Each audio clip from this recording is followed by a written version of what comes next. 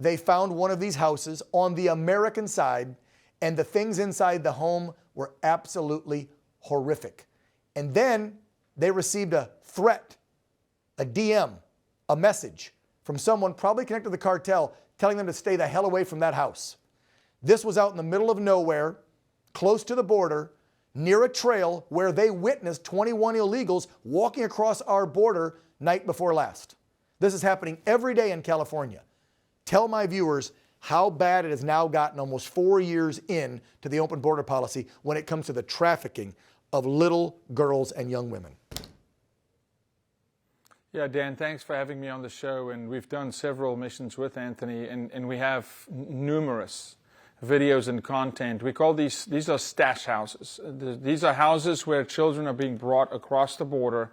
They strip them naked of their clothing, they get clothing, and then they distribute children from that point on. And they're always inside the U.S. And there's rape trees that go with them, etc. But we have to understand what's really going on here.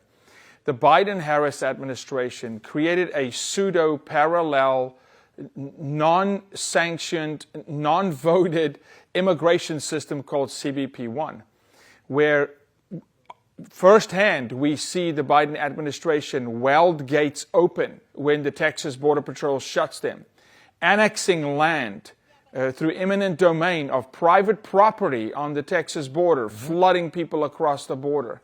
And so this is child trafficking by default. Remember, the exploitation of persons through the mechanism of force, fraud, and coercion is the definition of human trafficking.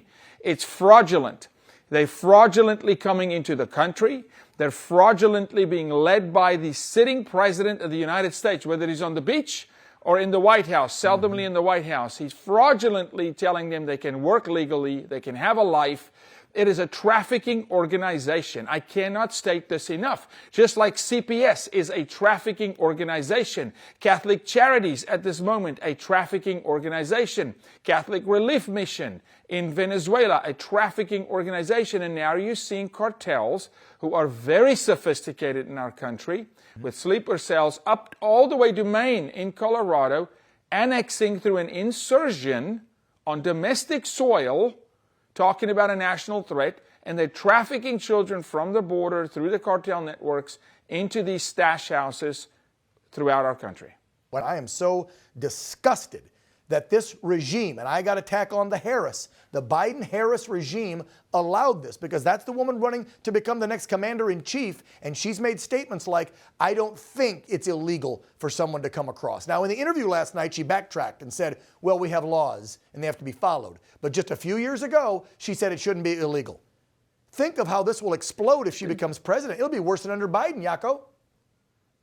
Dan, she's flip-flopping on everything. Look, there's no policy. If you stand for nothing, you'll fall for anything. They serve demons. The end justifies the means for these people. And the end is to drive America to its knees, to become absolutely dependent on government, because they know every single child that crosses that border will be dependent on the government.